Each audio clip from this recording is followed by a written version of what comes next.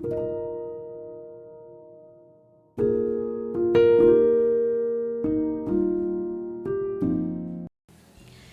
Friends, ഇന്ന് ഞാൻ വന്നിട്ടുള്ളത് നമ്മുടെ ചപ്പാത്തിക്കും പൊറോട്ടയ്ക്കും ഇടിയപ്പത്തിനും ഒക്കെ പറ്റിയിട്ടുള്ള നല്ലൊരു മസാലക്കറി ആയിട്ടാണ്.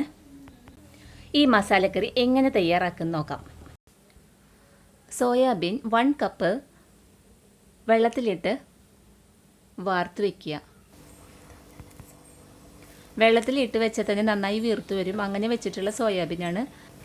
ഇതിലേക്ക് 5 ഗ്രീൻ ചില്ലി, 5 ടീസ്പൂൺ മൈദ,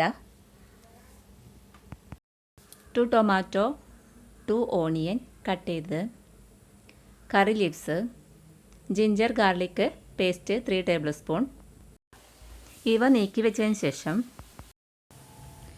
നുറുക്കി വെച്ചിട്ടുള്ള ടൊമാറ്റോയും ഗ്രീൻ ചില്ലിയും കറി ലീവ്സും എടുത്ത് മിക്സിയുടെ ചെറിയ ജാറിൽ ഇട്ട് നന്നായിട്ടൊന്ന് അരച്ചെടുക്കാം.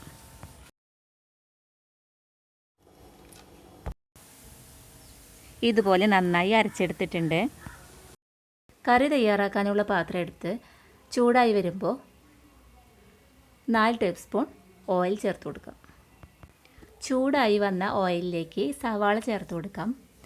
സവാള വാട്ടാനായിട്ട് 1/2 ടീസ്പൂൺ ഉപ്പ് കൂടി ചേർത്ത് കൊടുക്കാം. ഉപ്പിട്ട് വാട്ടുമ്പോൾ നന്നായിട്ട് പെട്ടെന്ന് സവാള വാടി കിട്ടാൻ വേണ്ടിയിട്ടാണ് നേരത്തെ ഉപ്പ് ചേർത്ത് കൊടുക്കുന്നത്.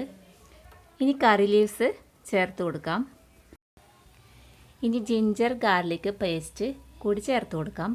ഈ ചേർത്ത് കൊടുത്തിട്ട് നന്നായിട്ട് സ്മെല്ല് വന്നുകൊണ്ടിരിക്കുമ്പോൾ നമുക്ക് 1/2 ടീസ്പൂണ് മഞ്ഞൾപ്പൊടി ചേർക്കാം. അതിനുശേഷം 1/4 ടീസ്പൂൺ മുളക് പൊടിയും 2 ടീസ്പൂൺ മല്ലിപ്പൊടി ചേർത്ത് കൊടുത്ത് നന്നായിട്ടൊന്ന് വഴറ്റിയെടുക്കാം. ഇത് നന്നായിട്ടൊന്ന് വഴറ്റി കിട്ടുന്ന സമയത്ത് ഗരം മസാലപ്പൊടി സ്മോൾ ടീസ്പൂൺ ചേർത്ത് കൊടുക്കാം. നന്നായി മൂത്ത് വരുമ്പോൾ തക്കാളി പേസ്റ്റ് ചേർത്ത് കൊടുക്കാം.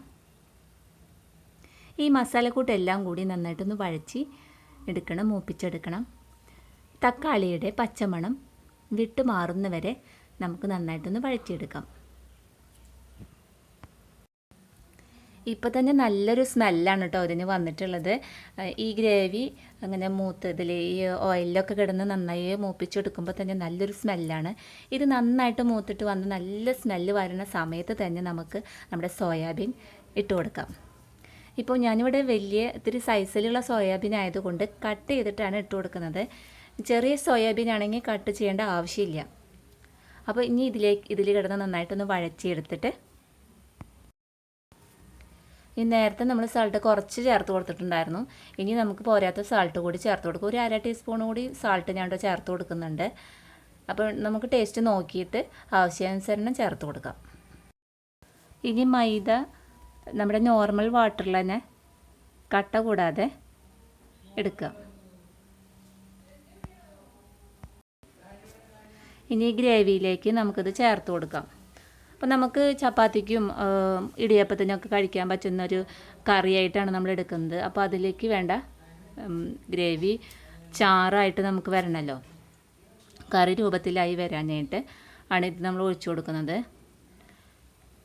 ഇത് ഒഴിച്ചു കൊടുത്തതിന് ശേഷം നമുക്ക് കുറച്ച് ചെറുചൂട് വെള്ളം കൂടി ചേർത്ത് കൊടുക്കാം.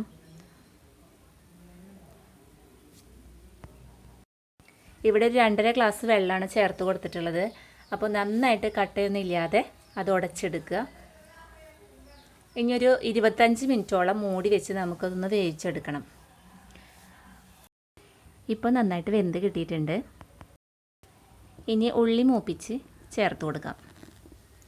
ഞാനിവിടെ ഒരു 6 അല്ലി ഉള്ളിയാണ്, സ്മോൾ ഓണിയനാണ് എടുത്തിട്ടുള്ളത്. ചെറുതായിട്ട് അരിഞ്ഞിട്ട് വെളിച്ചെണ്ണയിലാണ് മൂപ്പിച്ച് ഒഴിച്ചു കൊടുക്കുന്നത്. അപ്പോൾ നമ്മൾ കോക്കനട്ട് ഓയിൽ, സാധാ കോക്കനട്ട് ഓയിൽ ഒഴിച്ച് കൊടുക്കുമ്പോഴാണ് നല്ലൊരു ടേസ്റ്റ് നമുക്ക് കിട്ടുന്നത്. ഇതിലേക്ക് നല്ലൊരു സ്മെല്ലും കിട്ടും. അപ്പോൾ നമ്മുടെ കറി ഇവിടെ റെഡി ആയിട്ടുണ്ട്. അപ്പോൾ കൂട്ടുകാരെല്ലാവരും അഭിപ്രായങ്ങൾ കമൻറ്റ് ചെയ്ത് അറിയിക്കാം. അപ്പോൾ ഈ കറി എല്ലാവർക്കും ഇഷ്ടപ്പെടുന്നു വിചാരിക്കുന്നു. അപ്പോൾ നെക്സ്റ്റ് വീഡിയോ ആയിട്ട് നമുക്ക് വീണ്ടും വരാം. ഓക്കേ.